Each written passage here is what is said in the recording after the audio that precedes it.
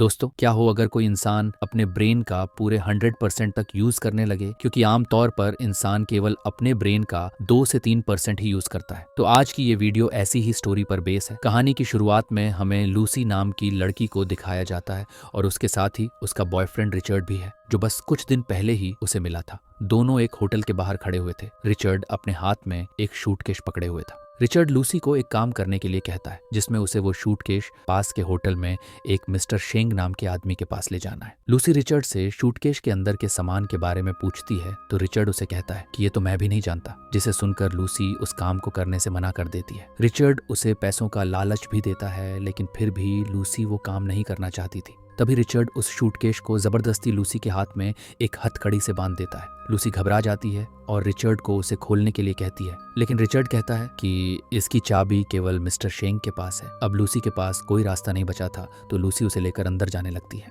अंदर पहुंचकर रिसेप्शन पर खड़े आदमी के पास जाकर उसे कहती है कि वो मिस्टर सेंग से मिलना चाहती है। आदमी सेंग के पास कॉल करता है और लूसी के बारे में बताता है। थोड़ी ही देर में सेंग के आदमी नीचे आते हैं और आते ही वो लोग रिचर्ड को शूट कर देते हैं और लूसी को जबरदस्ती अपने साथ ले जाने लगते हैं। वो लोग लूसी को सेंग के रूम में लेकर पहुंच जाते हैं, जहां सेंग पहले से ही किसी आदमी को मारकर ठिकाने लगा रहा था, जिससे वो पूरी तरह खून में सना हुआ था। लूसी उसे देखकर और भी ज्यादा डर जाती है और सेंग से उसे छोड़ने की मिन्नतें करने लगती है।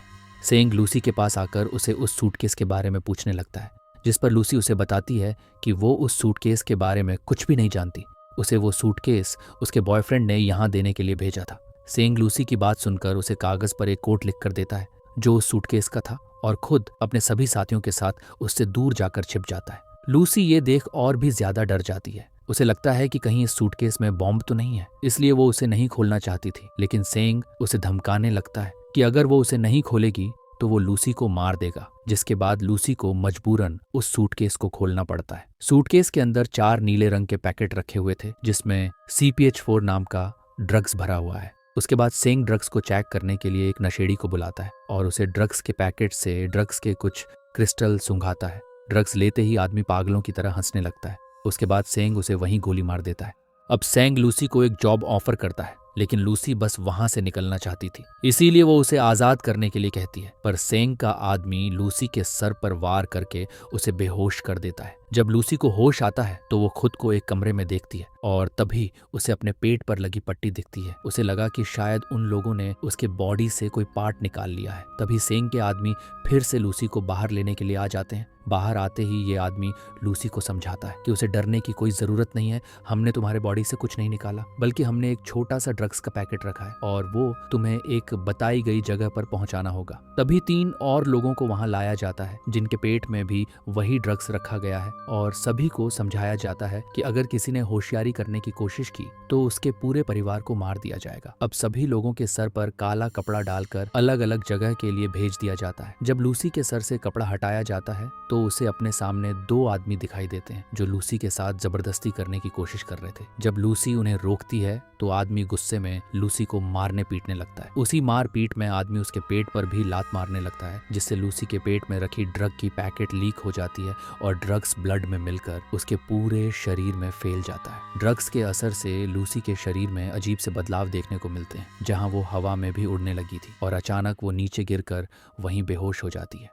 अब सीन शिफ्ट होता है एक प्रोफेसर की तरफ, जिनका नाम प्रोफेसर सिम्यूल है, जो कि एक यूनिवर्सिटी में ब्रेन के ऊपर लेक्चर दे रहे थे। प्रोफेसर सिम्यूल बताते हैं कि इंसान इतनी तरक्की कर चुका है, जबकि वो केवल अपने ब्रेन का 3% ही यूज कर पाया है। तो जरा कल्पना कीजिए कि अगर इंसान अपने ब्रेन की पावर बढ़ा पाए तो वो क्या नहीं कर सकता। पृथ्वी पर एक ही जीव ऐसा है जो इंसानों से भी ज्यादा अपने ब्रेन को यूज कर लेता, और वो है डॉल्फिन मछली, जो अपने ब्रेन को 10% तक यूज कर लेती है। तभी एक स्टूडेंट प्रोफेसर से सवाल करता है कि अगर कोई इंसान अपने ब्रेन को 100% तक यूज करने लगे तब क्या होगा, जिस पर प्रोफेसर जवाब देते हैं कि इस सवाल का जवाब तो मेरे पास भी नहीं है। अब सीन फिर से लूसी के ऊपर शिफ्ट होता है, जहां उसे होश आ जाता है और वो उठकर कुर्सी पर इस तरह बैठ जाती है जैसे कुछ हुआ ही ना हो। तभी वो आदमी फिर से वहां आ जाता है जिसने उसे पीटा था। लूसी उसे अपने पास बुलाने के लिए इशारा करती है। आदमी जैसे ही उसके नजदीक जाता है, लूसी उसे पकड़ लेती है और उसे मारकर उसकी बंदूक लेकर बाहर आती है जहाँ कुछ और गुंडे बैठे हुए थे। लूसी गन से सभी को एक एक करने शूट कर देती है, जिसमें एक गोली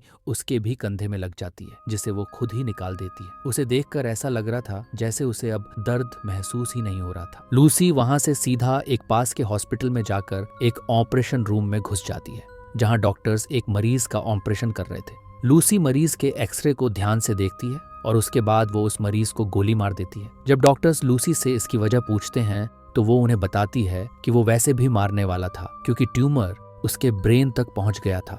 अब लूसी खुद उस मरीज की जगह पर लेट जाती है और डॉक्टर्स से कहती है कि मेरे पेट में एक पैकेट रखा गया है और मैं चाहती हूँ कि आप उसे बाहर निकालें। लूसी डॉक्टर से उसका फोन लेकर अपनी माँ से बात करने लगती है। ड्रग्स के असर से उसका ब्रेन 20% की क्षमता पर काम करने लगा था, जिससे वो अपने बचपन की सारी बात याद कर पा रही थी। यहाँ तक कि उसे वो बातें भी याद आ रही हैं जब वो अपनी माँ के पेट में थी। तभी डॉक्टर्स उस ड्रग्स को बाहर निकाल लेते हैं, जो अब आधा हो चुका था, बाकी आधा उसके बॉडी में फैल चुका है। उसके बाद लूसी सीधा मिस्टर सेंग के पास पहुंच जाती है और उसके हाथ में चाकू घुसाकर उससे बाकी के पैकेट के बारे में पूछती है कि उन सबको कहाँ भेजा गया है। जब सेंग उसे नहीं बताता तो वो खुद उसके ब्रेन से सारी बातें निकाल लेती है। लूसी वहां से अपनी एक दोस्त के पास चली जाती है, जहां वो उसका लैपटॉप यूज करके इंटरनेट पर ब्रेन के ऊपर लिखे सभी आर्टिकल पढ़ने लगती है। तभी उसे प्रोफेसर सिम्यूल के बारे में पता चलता है, तो वो तुरंत उन्हें कॉल कर देती है। वो प्रोफेसर को बताती है कि मैंने इंटरनेट पर आपके 7000 पन्नों के आर्टिकल पढ़ लिए हैं। प्रोफेसर को लगता है कि उसके साथ कोई मजाक कर रहा है। तभी लूसी अगले ही पल प्रोफेसर के सामने लगी टीवी की स्क्रीन पर आ जाती है। प्रोफेसर एकदम हैरान थे।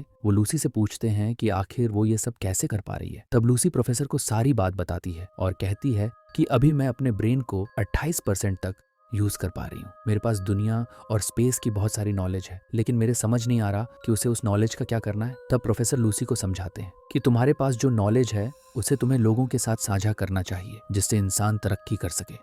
उसके बाद लूसी प्रोफेसर को कहती है कि अगले 12 घंटे में मैं आपके पास पहुंच जाऊंगी। उसके बाद लूसी बाकी के ड्रग्स को ढूंढने के लिए एक एयरपोर्ट पर पहुंच जाती और एक ऑफिसर को कॉल करती है। पहले तो ऑफिसर उसे भाव भी दे रहा था, लेकिन जब लूसी उसे उसके आसपास की चीजों के बारे में बताने लगती है तो आदमी सोच में लड़ जाता है। इस बीच लूसी अपने दिमाग को 40% तक इस्तेमाल कर पा रही थी, जिससे वो अपने ब्रेन से ऑफिसर को बाकी 3 लोगों की इंफॉर्मेशन भेज देती है, जिसके बाद पुलिस उन तीनों को गिरफ्तार कर लेती है। लूसी हवाई जहाज से ऑफिसर के पास ड्रग्स के पैकेट लेने के लिए जाने लगती है। तभी अचानक लूसी के शरीर के सेल्स टूटने लगते हैं। वो जल्दी ही बाथरूम की तरफ भागने लगती है और खुद बाथरूम में लॉक करके ड्रग्स का पैकेट निकलकर लेने लगती है और वहीं बेहोश हो जाती है। आंख खुलने पर वो खुद को एक हॉस्पिटल में पाती है और अब उसका दिमाग 50% तक काम कर रहा था। उसकी मुलाकात उसी ऑफिसर से होती है और वो उसे और ड्रग्स को लेकर प्रोफेसर के लिए निकल जाती है। सेंग भी अपना ड्रग्स वापस लेने के लिए उसका पीछा करते हैं। लूसी ऑफिसर के साथ प्रोफेसर के पास पहुंच जाती है, जहां उसके कुछ और साथी भी मौजूद थे जो अलग अलग फील्ड के एक्सपर्ट थे। प्रोफेसर उन सभी को लूसी से मिलवाता है, लेकिन लूसी पहले ही उन सभी को जानती थी और वो उन्हें